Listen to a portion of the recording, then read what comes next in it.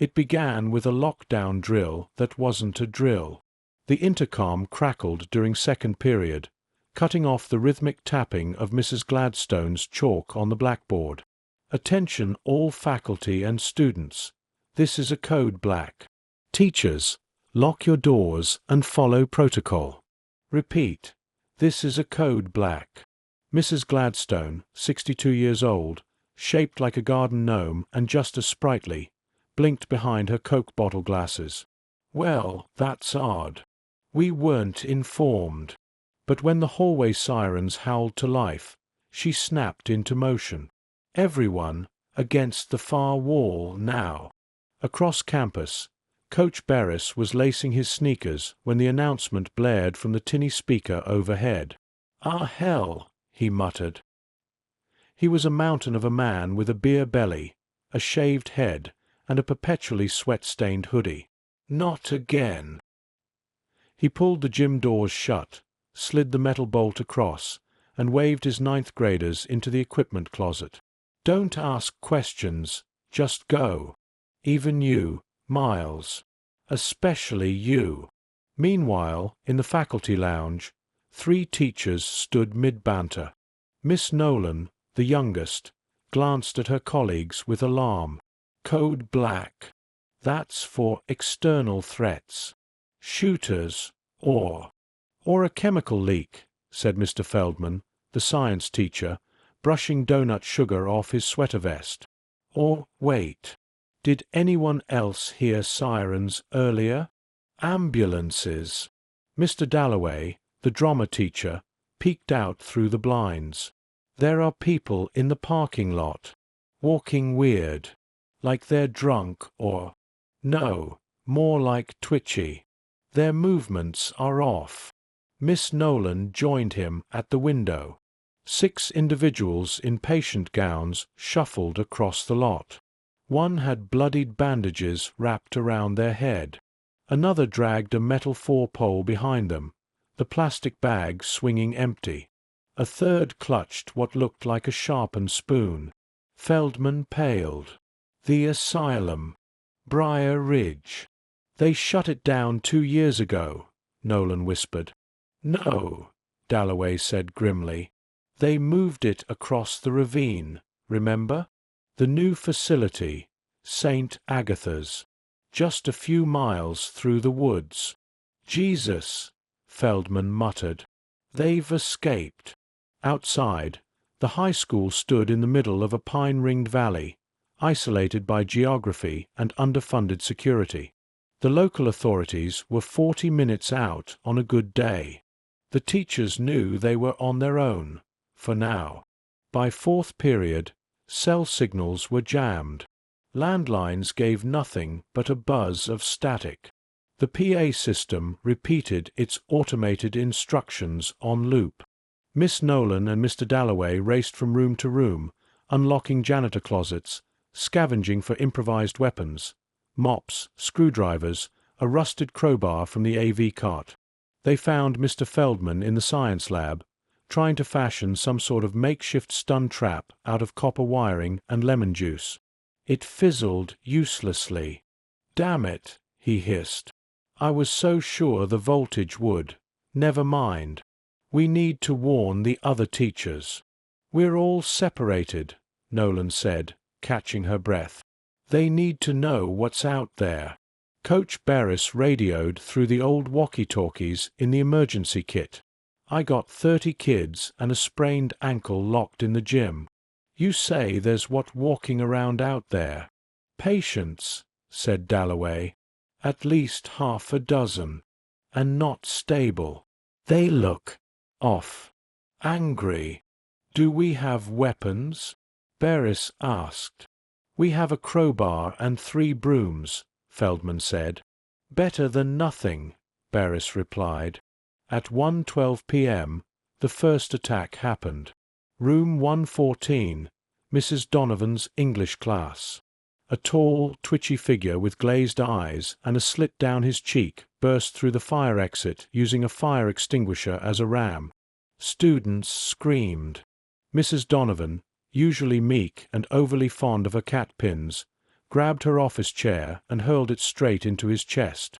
It staggered him long enough for her to shove a bookcase across the broken door and herd the students into the back storage room. 5 minutes later, Feldman, Nolan, and Dalloway arrived and helped reinforce the barricade.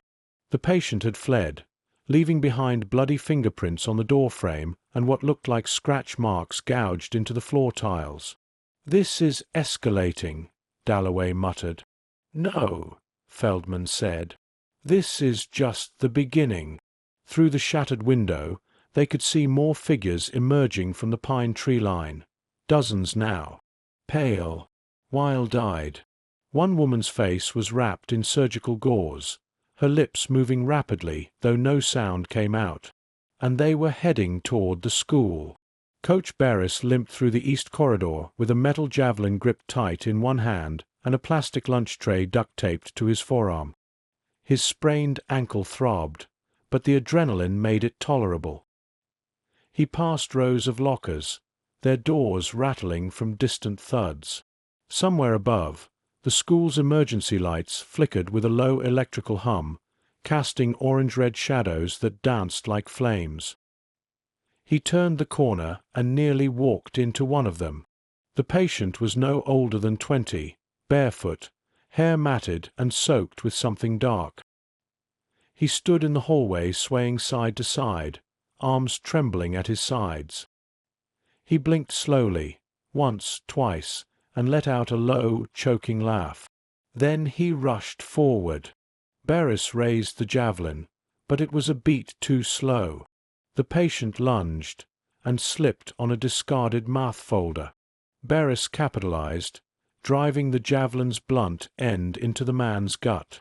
The patient crumpled with a high-pitched gasp. "Jesus!" Barris muttered, staring at the crumpled figure. "They're fast." From the walkie, static, then Feldman's voice. "Coach. Status."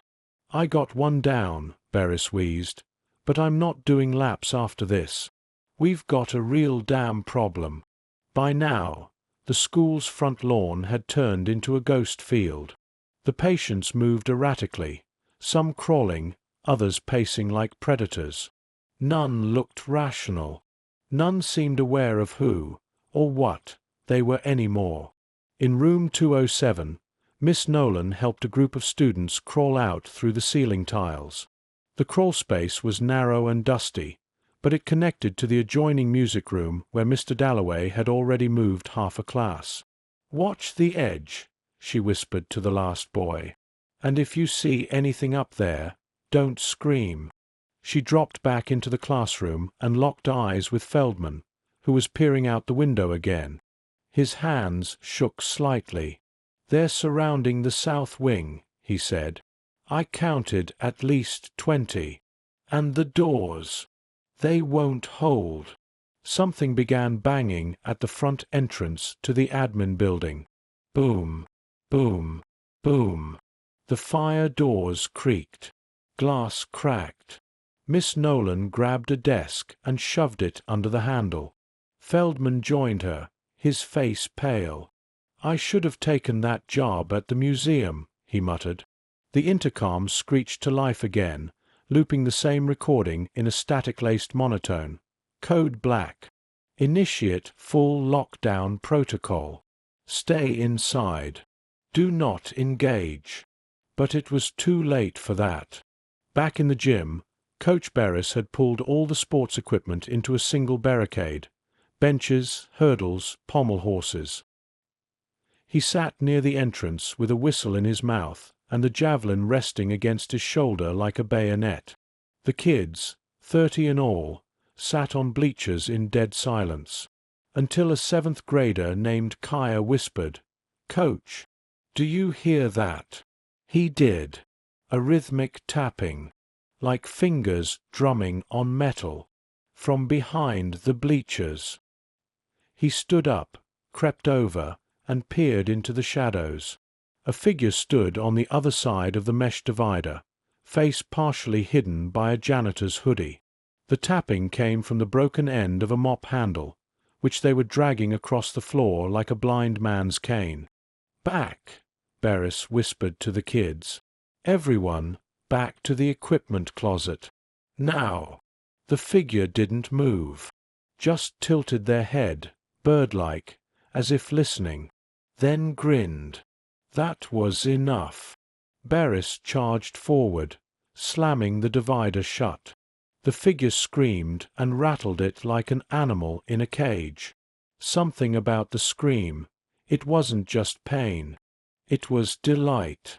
Down the hall, Dalloway and Nolan sprinted from classroom to classroom, gathering what students they could. A few teachers joined. Ms. Cheng from biology, bleeding from a gash in her arm but still able to swing a mop. Mr. Curtis from history, who dragged 2 patients out of the library using a globe stand and fire extinguisher. "They're not just wandering," Ms. Cheng panted. "They're coordinating." "Impossible," Nolan said. "Is it?" Cheng replied. "One of them had a map of this school." Feldman joined them, carrying a makeshift Molotov in a beaker. "I think someone led them here. It's not random. This is planned." "By who?" Dalloway asked. A sudden crash interrupted them. The fire doors in the west stairwell blew open, and 3 patients stormed in, howling, arms flailing. One of them wore a nurse's badge. The other 2 had numbers tattooed across their wrists, the ink fresh and scabbing. "Move!" Feldman shouted, and the group scattered. Nolan grabbed a student by the collar and yanked her out of the way. Feldman hurled the beaker. It shattered against the wall, flame bursting across the tile and catching one attacker's gown. He screamed and spun wildly, crashing through a glass case of wrestling trophies. The other 2 didn't even blink. They kept coming. Dalloway tripped over a mop bucket but recovered, swinging it into one of the patient's knees. "Come on, you freak!" They managed to corner and trap the remaining attacker in a supply closet using a table and gym rope. Breathing hard, they stood in silence. For a second, the school was quiet again. Then the power went out. The lights died with a sudden, mechanical hum. The overhead fluorescents blinked twice, then surrendered to darkness. The school fell into a hush, not quiet but tense. Breathing, scuffling, the far-off scrape of something metal against concrete. Even the wind outside seemed to pause. Miss Nolan clicked on a flashlight and cursed under her breath. "Generators offline too." "No accident," Feldman muttered. They knew what to hit. In the hallway, Mr. Curtis held his students close, motioning for silence. He held a broken chair leg like a club. One of the younger boys clung to his coat, trembling. They'd taken refuge in the library, now eerily lit by pale, watery daylight bleeding through the high windows. Shadows from the bookshelves seemed to stretch and twist. Coach Barris barked over the walkie, voice low and gravel-thick. "East Wing's compromised. Someone opened the fire escape. I'm down to 15 kids now. We lost the other half to Nolan's group." "They're safe with us," she replied. "For now," Barris said. "But this place is getting smaller by the second." In the science wing, Feldman had turned the chemistry lab into a makeshift defense station. He'd used Bunsen burners, acetone, and glass tubes to create a few crude flares and a bottle of some kind of bright orange chemical smoke. "Don't ask what's in it," he said. "Just throw it if they corner you." The students stayed crouched under the long black tables while the teachers debated their next move. "We can't stay here forever," Ms. Cheng said. "They'll find us." "We need to regroup," Dalloway added. "Find the others and figure out an escape plan." "What escape plan?" Feldman snapped. "There's 30 of them out there. Maybe more. And the buses aren't coming." "We're teachers," Nolan said, voice trembling but firm. "That means we adapt. We stay calm. And we protect them. Even if it kills us, Ching added softly. Outside the lab, the fire alarms crackled to life, shrieking with sudden, erratic violence. Red strobes flickered across the hallway walls, casting everything in seizure-like bursts of motion. Something moved in the corridor, just a glimpse, a face smeared with soot, a body crawling instead of walking. "I vote we move," Dalloway whispered. They gathered their makeshift weapons and ushered the kids into a tight line.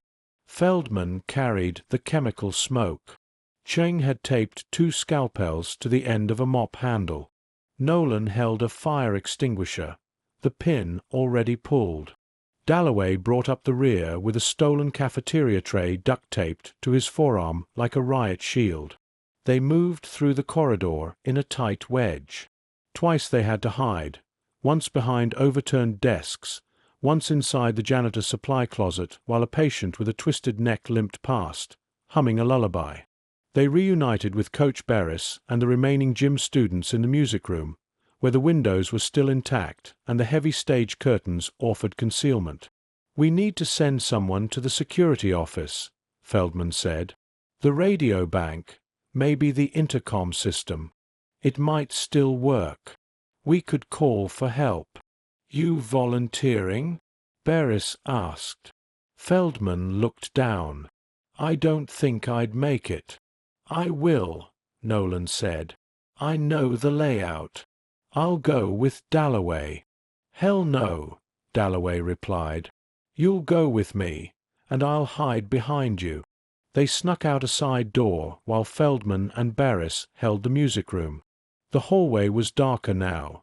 One of the patients had smashed the emergency lights. Only the flashing red alarms offered visibility, painting the world in stop-motion violence. They moved in silence. At every turn, Nolan expected something to leap from the shadows, but it didn't. It was worse than that. The halls were empty. Too empty. They reached the admin wing and slipped into the security office. Dalloway scanned the monitors, many already dead or static-filled. But one showed motion, the front courtyard, where 2 patients were dragging something, a body. "Oh no," Nolan whispered. She leaned closer. It was the school resource officer, Officer Lin. Her body trailed behind them like a forgotten toy. One of the patients leaned over her, patting her cheeks softly, rhythmically. Dalloway turned to the console. "Help me with this." Nolan flipped switches while Dalloway cycled frequencies. Most channels buzzed or looped the automated lockdown message. Finally, a crackle of clear sound.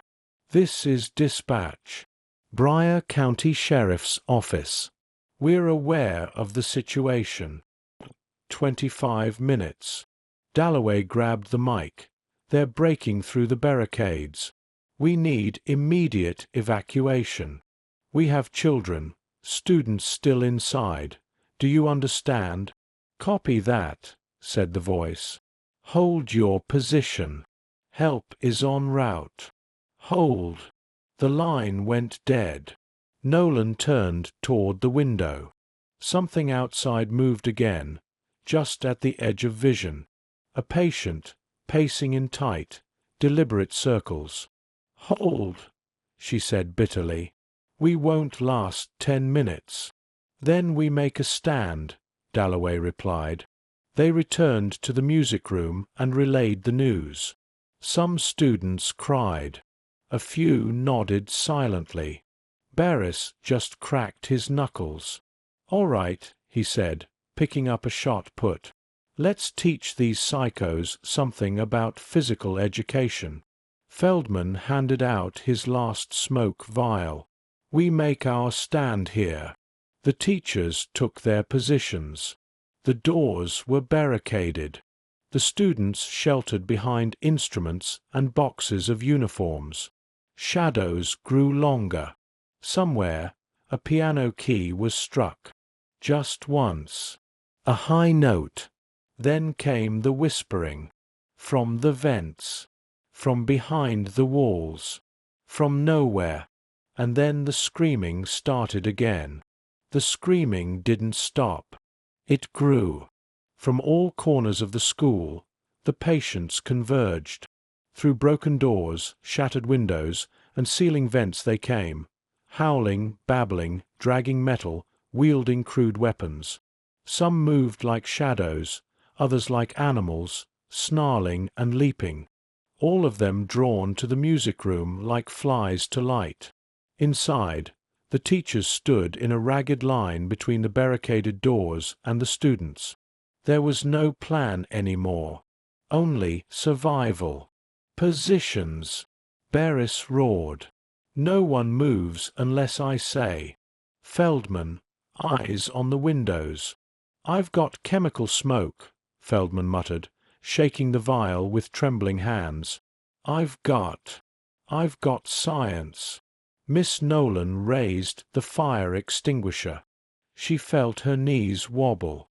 She wasn't trained for this. None of them were. But here she was, bracing for war with nothing but foam and fear.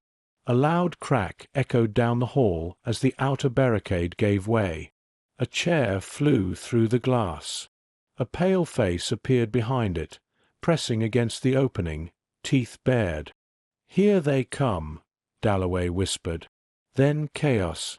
They hit the music room in waves, first a dozen, then more. Barris met the charge head-on, swinging a metal pole like a baseball bat. He connected with a wet thwack, sending one attacker sprawling. Feldman smashed the chemical smoke vial near the entrance. Bright orange fumes erupted, sending several patients coughing and clawing at their eyes. Two slipped and fell. One ran straight through it, screaming until his voice cracked. Miss Nolan fought beside Ms. Cheng, trading panicked glances as they jabbed and swung. One patient grabbed Nolan's hair. Chung yanked him off with a scream and a savage jab of her mop spear. "I teach biology," Cheng growled. "You think I don't know where to stab?" A student shrieked from the back. Someone had slipped in through the ceiling. Mr. Curtis tackled him from behind, dragging the figure down in a flurry of fists and fury. He emerged moments later with a busted lip and blood on his hands.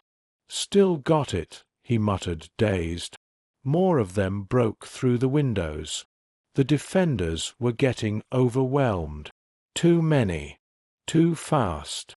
Dalloway was thrown against a piano, ribs cracking against ivory. A patient lunged, and Nolan hurled the extinguisher, caught him in the chest. The foam sprayed, buying them seconds. Barris staggered. A deep gash bled from his shoulder. "We're not going to hold," Feldman gasped, slumped against the wall. Nolan grabbed the walkie. "Where the hell is our help?" "They're inside. We can't." And then, finally, sirens. Not imaginary. Not some looping PA system. Real sirens. Red and blue lights splashed against the shattered windows. Engines roared. Tires squealed. Outside, law enforcement surged in. Sheriffs, troopers, even local volunteer firemen with batons. They tackled patients to the ground. Others fled into the trees. Some didn't run, just dropped and sobbed or rocked in place. The siege was breaking. Inside, the last few attackers were subdued. One of the students, Kaya, knocked out a patient with a trombone slide. Barris limped forward, panting, gripping his shoulder. It was over. Mostly. By morning, the school looked like a war zone. Glass, blood, shattered instruments. The bodies, injured and otherwise, were taken away quietly. Those who could speak offered no explanation. The patients had been missing for 3 days, authorities said. Somehow, no one had noticed. Somehow, someone had helped them. A staff meeting was held in the cafeteria, now turned into a triage center. Officers gave vague answers. The school board kept their distance. Dalloway wore an arm sling and sunglasses indoors. "So, do we get hazard pay for this?" "No," Feldman replied, wrapped in gauze. "But I stole a Bunsen burner. I'm calling that a win." Miss Nolan sat silently for a while. Finally, she asked, "Do we know why they came here?" "They were organized," Chung said softly. "They weren't just escaping. They wanted in." "Some had maps," Feldman added. "Keys. Timed moves. You don't get that from chaos." Barris limped in, shoulders stitched and bandaged. "The one who got through the gym windows, he said something to me. Before he attacked." Everyone turned to look at him. "What?" Nolan asked. He said, "The bell doesn't dismiss you. We do." He paused. Then he smiled. A chill passed over them. In all the horror and noise, those words had lodged somewhere deeper. Beyond reason. Beyond insanity. "They were after something," Dalloway muttered. "Or someone," Curtis added. "One of the kids?" "Maybe," Feldman said. "Or maybe they just wanted us to remember." 3 weeks later, the school reopened. Repairs were made. Security increased. Cameras installed. But some things couldn't be fixed. Ms. Cheng quit. Moved out of state. Mr. Curtis took a leave of absence. Coach Barris returned, limping but present. Miss Nolan stayed. Because despite the horror, she couldn't shake one feeling that lingered stronger than fear, that something unfinished still circled the edge of their little school, just beyond the pines. Every day after final bell, she checked the windows, listened for strange tapping, and made sure the doors were always locked, just in case the bell rang again.